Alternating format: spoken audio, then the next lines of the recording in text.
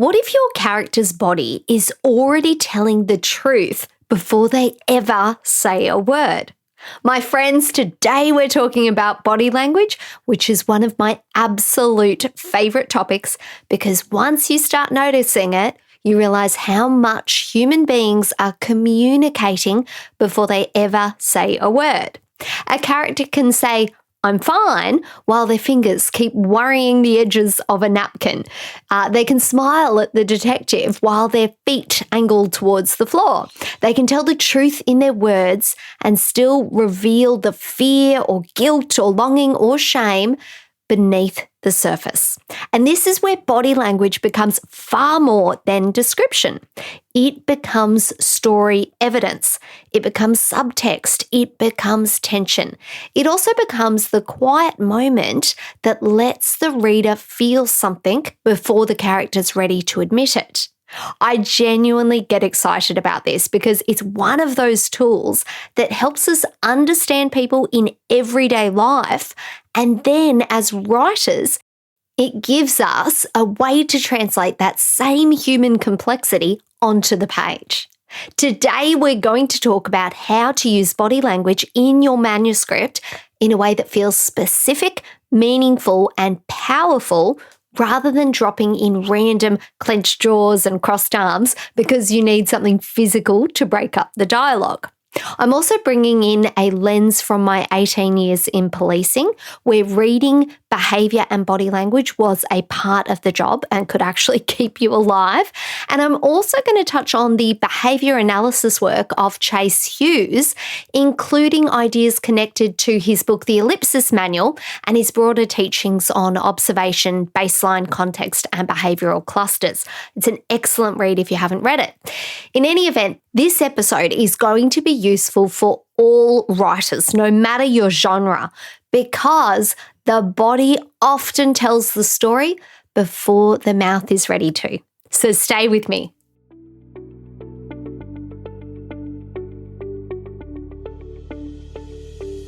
If you feel called to write a book, but writer's block, procrastination, and self-doubt keep pulling you from the page, you're not alone, and you're not meant to stay stuck. Hi, I'm Madison Michaels, author and life coach, and I've created this podcast as a creative space grounded in faith and mindset transformations to help you break through your blocks, gain creative clarity, and finally finish the book you're meant to write. So grab your cup of liquid gold and let's write the darn book together. Before we dive in today, I'm so excited to let you know that on the 30th of June, I'm hosting a free masterclass on Zoom called Write to Your Wiring, Discover Your NLP Modality and How It Shapes the Way You Write.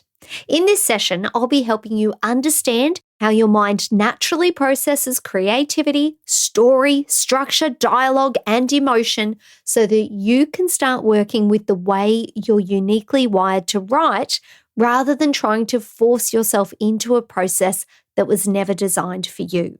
We'll explore the 4 NLP modalities for writers: visual, auditory, kinesthetic, and auditory digital, and you'll begin to recognize how your dominant modality shapes the way you access your story, where you tend to get stuck, and what helps the words start flowing again. You'll find all the details in the show notes, or you can visit madisonmichaels.com/masterclass.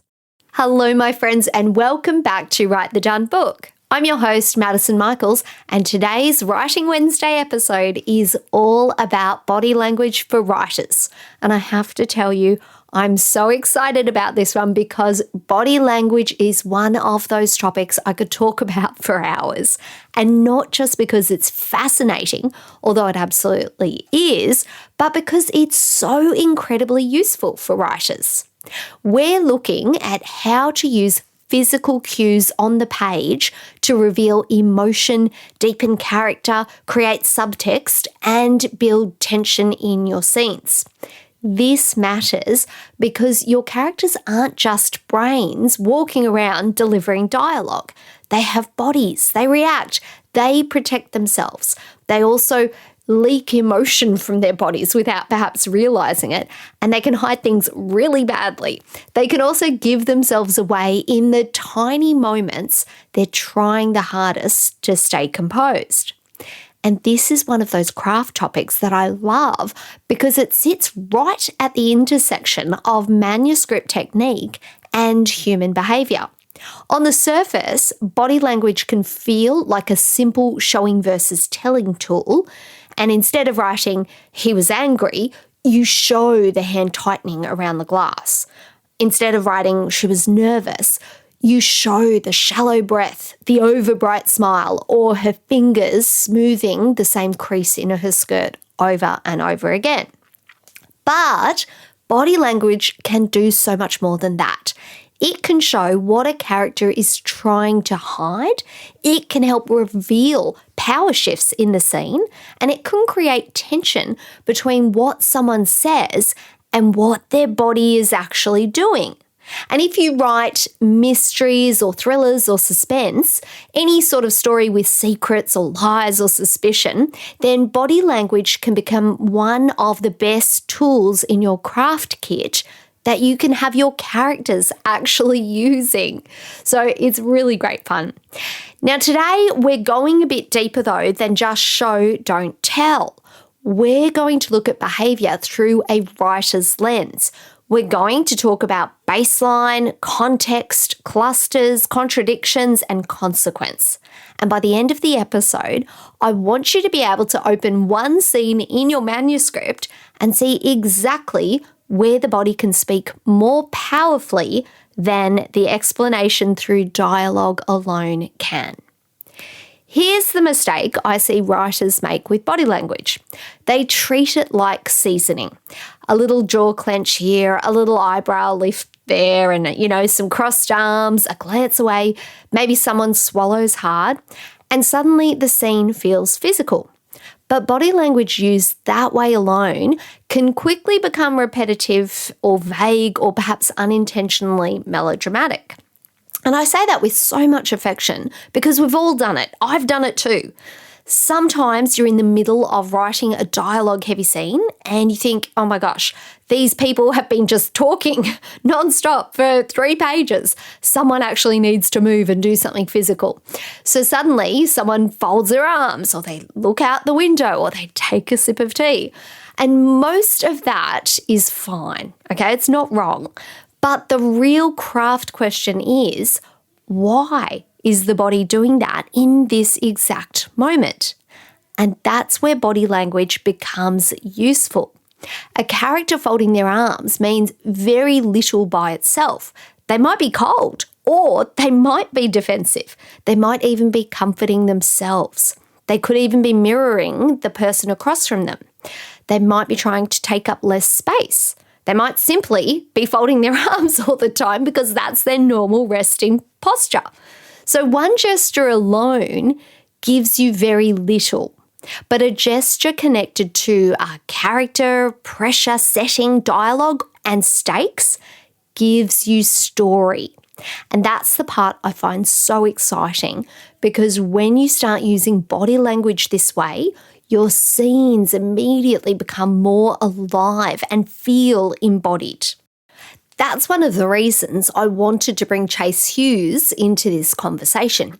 His work in behavioural profiling and body language often centres on observation before interpretation.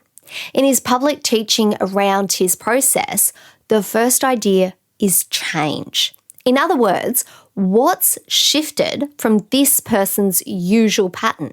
And that matters so much for writers because your reader can only feel a behavioural shift if you've given them some sense of what normal looks like first. This is where many manuscript scenes miss the opportunity.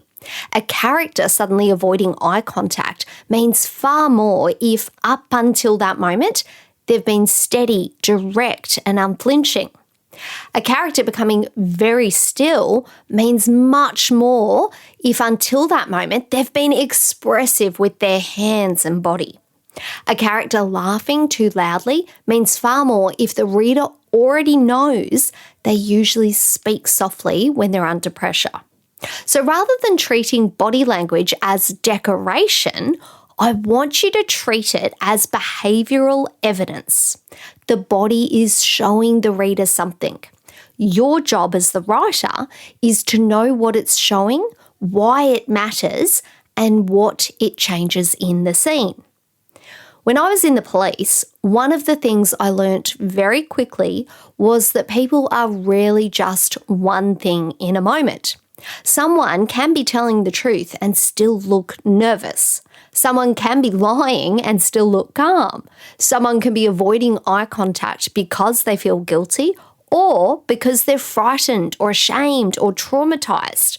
Now, this is why the internet version of body language can be a little bit of a minefield for writers. You've probably seen those little lists floating around where crossed arm means defensive, looking up means lying, touching the nose means deception, feet pointed towards the door means that they want to leave. And look, sometimes there might be something useful inside those ideas, but only when you treat them as possibilities rather than rules. What I find so fascinating about body language is that it invites us to become better observers, and not just of other people, but of ourselves. You start to notice when someone's smile doesn't reach their eyes, or when their tone says they're fine, but their shoulders have come up around their ears. You notice when your own body tightens during a difficult conversation, or when you step back before your mind's fully registered that you feel uncomfortable. That kind of awareness is useful in life because it can help us become more present, more empathetic, and more responsive in our relationships. But as writers, it gives us something even richer. It gives us access to the unspoken layer of a scene. In real life, behaviour only starts to mean something when you understand the context around it. And that was one of the biggest things I learnt in the police. You couldn't just look at one gesture or one expression or one moment and decide what it meant. You had to pay close attention to the whole person, the setting they were in, the question they'd just been asked, and what changed in their behaviour after that moment. Someone who suddenly went quiet after a particular name was mentioned was far more interesting than someone who was quiet the whole time. Someone whose body shifted after a specific question gave you something to pay attention to because the change was connected to pressure. And that's exactly why this is so useful for writers. In fiction, you're not just describing a body moving through a scene. You're showing what happens when a character's inner world reacts to the pressure of the moment in the story. Maybe they're trying to stay calm while a secret gets too close to the surface. Maybe they're trying to look confident while fear is tightening through their chest. And maybe they're saying the right things, but their body's revealing the cost of saying those things. That's where body language becomes powerful on the page, because it lets the reader see the tension between what the character wants to show and what they can't quite hide in their body.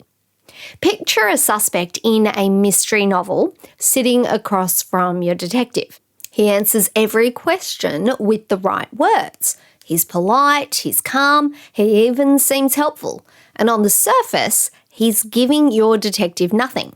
But then the detective mentions a name, just one name, and the suspect's hand, which had been resting loosely on the table, perhaps curls into a fist for half a second before relaxing again. That's interesting because something just happened. It's tiny, but it tells the reader there's pressure under the surface.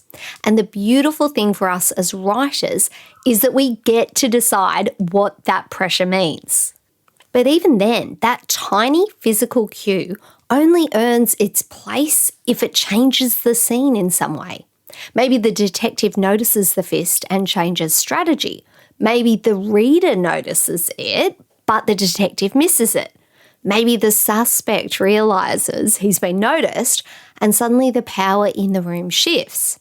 That's how body language becomes plot.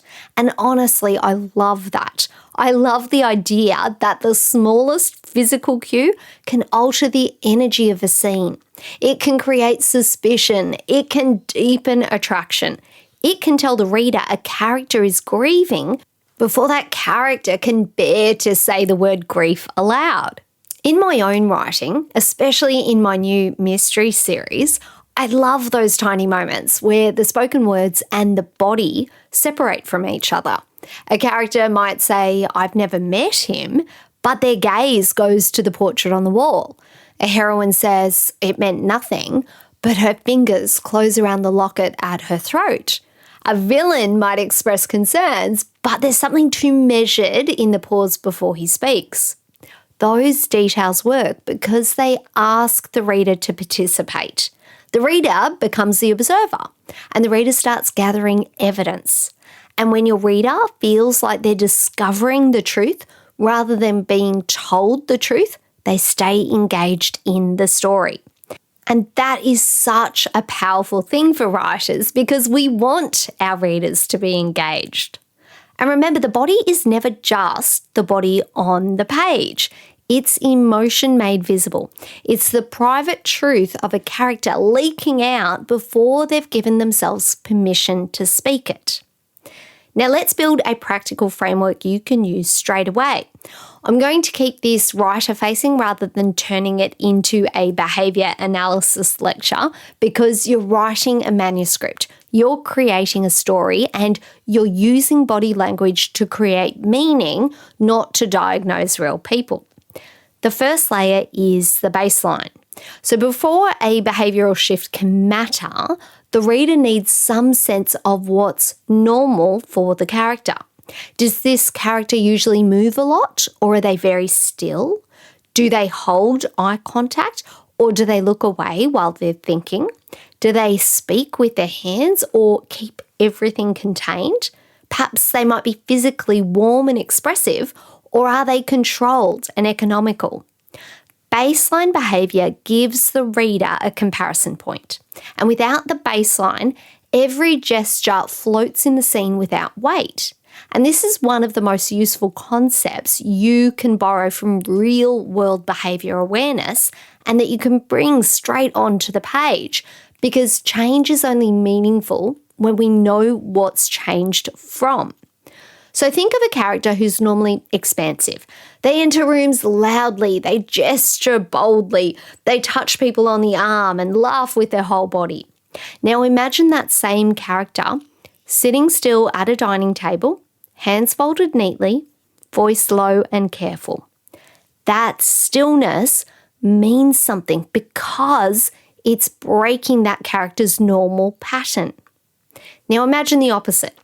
A character who's usually very controlled, formal, very precise, and then they suddenly knock over a glass, they speak too quickly, or they reach for someone without thinking. That movement means something because it breaks their pattern. So this is the first craft question. What's normal for this character and what changes under pressure?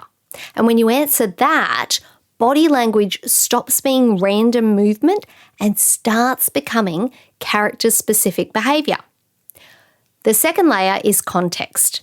A behaviour never lives alone. It lives inside a moment.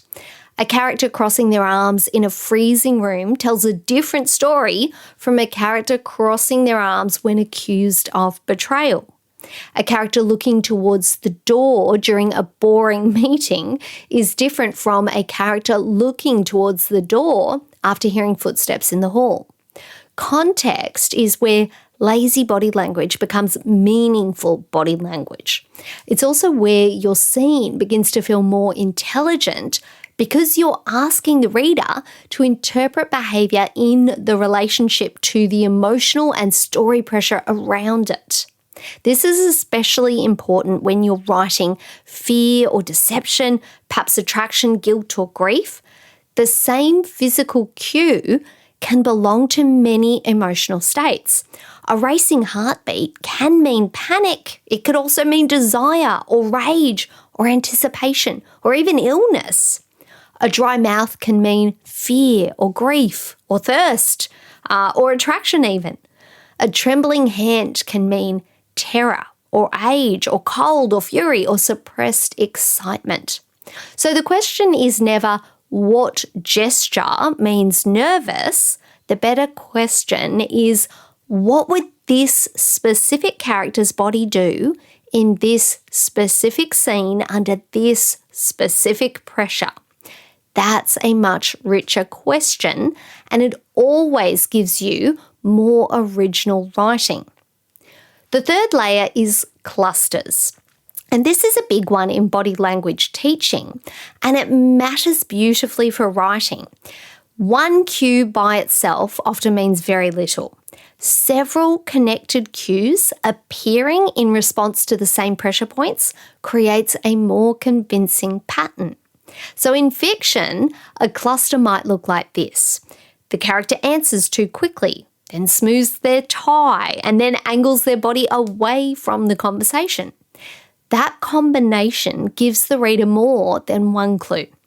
It suggests pressure. It suggests management. It suggests that the character is trying to control how they appear. For a different character, the cluster might be quieter. Their voice might go flat, their hands become very still, and they begin answering in shorter sentences. That might suggest shutdown, calculation or fear or contained anger, depending on the scene. So notice what I'm doing here. I'm avoiding the idea that a cluster automatically tells us one truth. Instead, I'm using the cluster to create tension and possibility. And that's important because as writers, we're not trying to create a simplistic code where every gesture has a fixed meaning. We're trying to create believable human behaviour that's specific to our character. And that's where fiction has an advantage over real life. In real life, we need humility because humans are so complex and we can misread them. On the page, though, you're designing the pattern. You know what the character is hiding. You know what the reader needs to suspect. And you know what your point of view character notices and what they miss. That means you can use body language in two directions. You can reveal truth to the reader, or you can misdirect the reader towards the wrong truth. Both are incredibly useful, and this is where mystery and thriller writers can have a lot of fun. In a mystery, the guilty person might appear calm because they've rehearsed. The innocent person might appear nervous because they're terrified of being blamed. And if your detective assumes nervousness equals guilt, that mistake can become part of the plot. Whereas if your reader assumes calm means innocence, then that assumption can become your twist. This is where body language can lift your suspense writing or the tension in your scene. The clue is real, but the interpretation might be wrong. And when that's done well, the reader gets that delicious feeling of looking back later and thinking, oh, yes, it was there the whole time. I just didn't realise. And that's the best thing for a reader to be able to do. Now, the fourth layer is called contradiction. And this is the craft layer that I want you to pay very close attention to because contradiction is where subtext lives. When words and body language match, the scene's clear.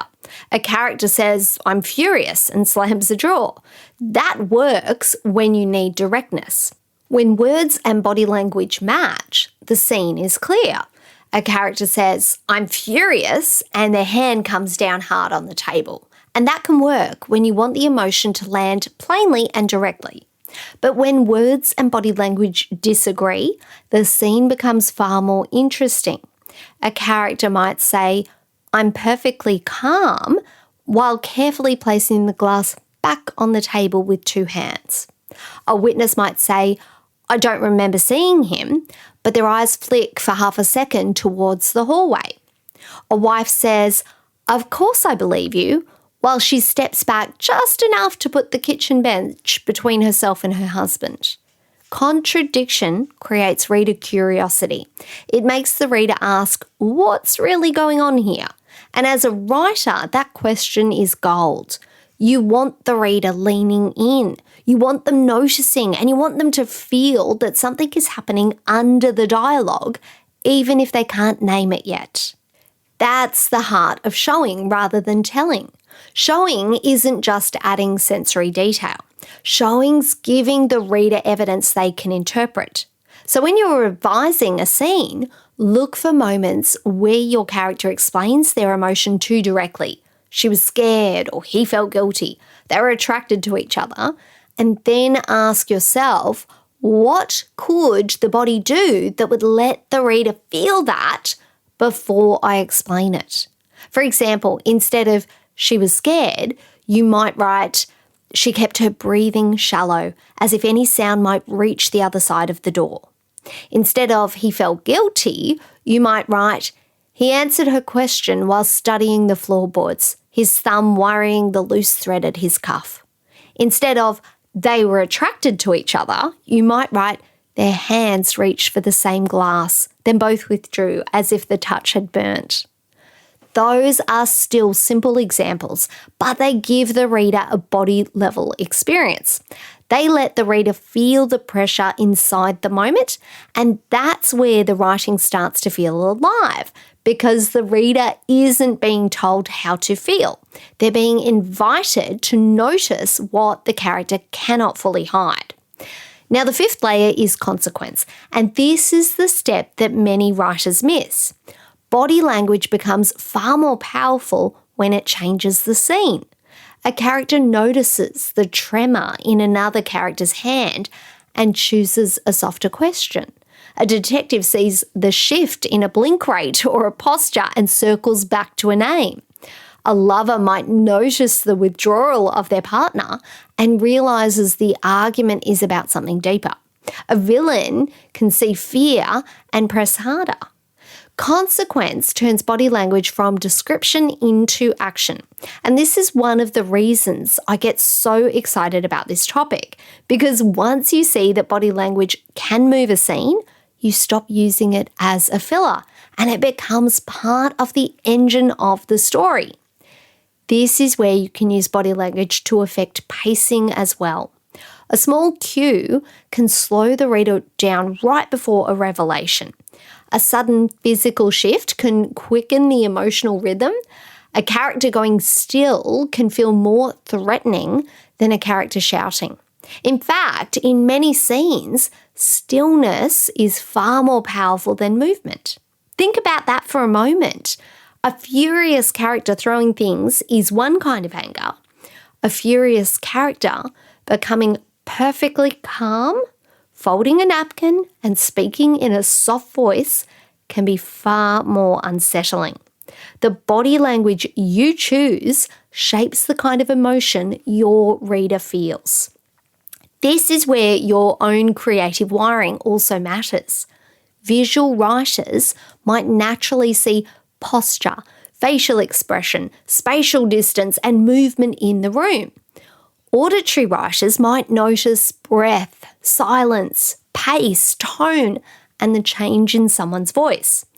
Kinesthetic writers might feel the body from the inside, the tight throat, the hot face, the heavy limbs, the pressure behind the ribs.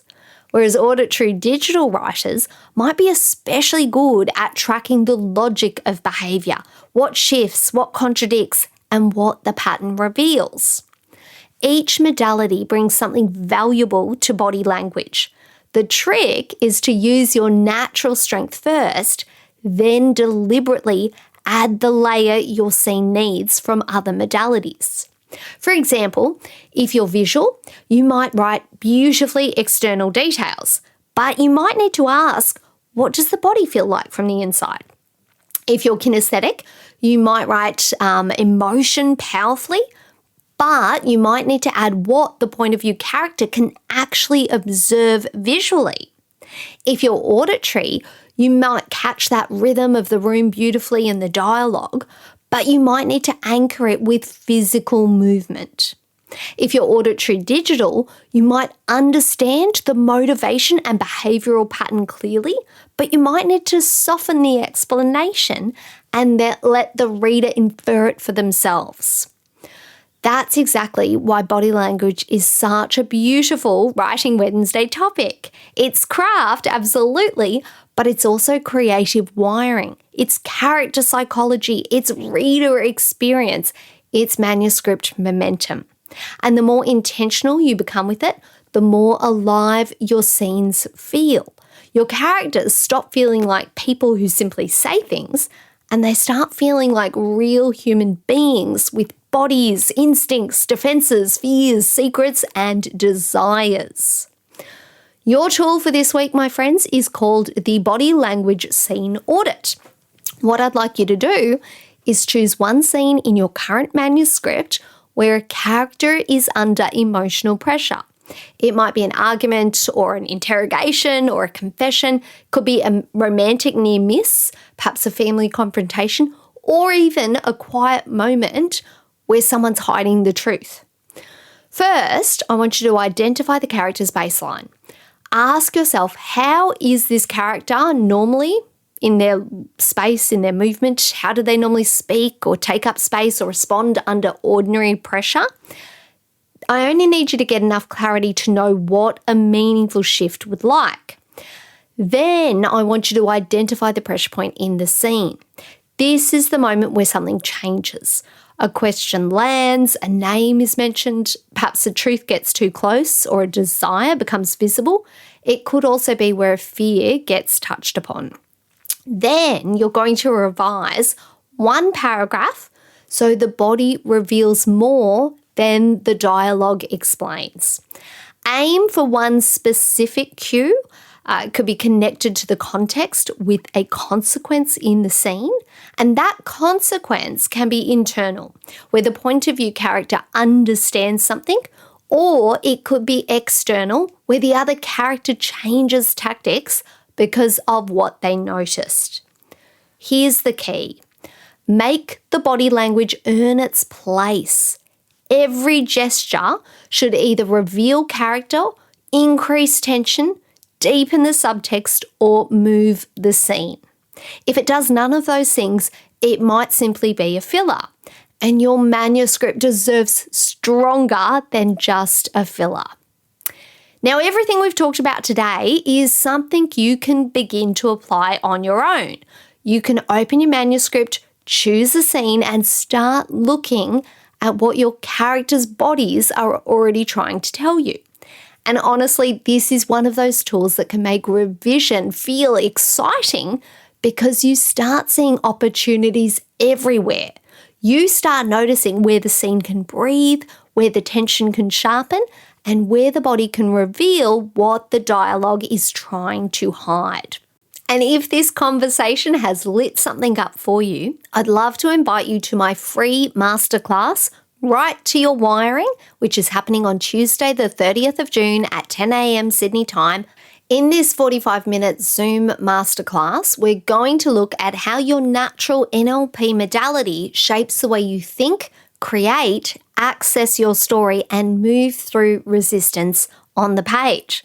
Because the way you write body language, dialogue, emotion, structure is the way your mind is connected naturally to how you process the world. Some writers see the scene first. Some hear the dialogue. Some feel the emotional truth in their body. And some need the logic and structure to click before the words can flow. And once you understand that about yourself, writing starts to feel far less like forcing and far more like working with your own creative wiring. So if you'd love to discover how you are wired to write and how to use that understanding to support your manuscript, come and join me for the free Write to Your Wiring masterclass. You can save your free spot at madisonmichaels.com/masterclass, and I would genuinely love to see you there. Your book deserves that kind of support, and you, my friend, are allowed to have support while you write it. So this week, I want you to think about body language differently. It's more than a way to avoid writing "she was nervous." It's a way to reveal the truth underneath the dialogue. And it's a way to show pressure, secrecy, attraction, grief, power, fear, and desire without explaining all of it to your reader. And I really hope this episode makes you a little bit excited to go back to your manuscript and look at your characters again. Because once you start asking what their body language is revealing and what the character's trying to hide, or perhaps what other characters notice in that moment, the scene begins to open up. It becomes far more layered, much more human, and so much more interesting for your readers. Start with the baseline, pay attention to the context, look for clusters rather than isolated cues, use contradiction to create subtext, and then let the body language change something in the scene. Because remember, the body is often where the story leaks through. And as writers, we get to notice that. We get to shape it and we get to place it on the page in a way that helps the reader feel the truth before anyone says it out loud. And remember, my friends, you are the vessel for your story. So let the words flow through you and onto the page. Until next time, my friends, take care and let's write the darn book together. My friend, I hope today's episode gave you exactly what you needed for your writing journey. And if it did, would you take 30 seconds to share it with another writer who's struggling to start or finish their book? And if you're loving the show, I'd be so grateful if you left a quick review. It means the world to me and truly makes my day to know that this podcast is helping you. And as you head back into your week, I hope you feel more supported and connected to your creativity. And remember, you're a vessel for the story. So let the words flow through you and onto the page. All right, I'm off to refill my cup of liquid gold and go and do a little writing of my own. Take care, and I'll meet you back here in the next episode of Write the Darn Book.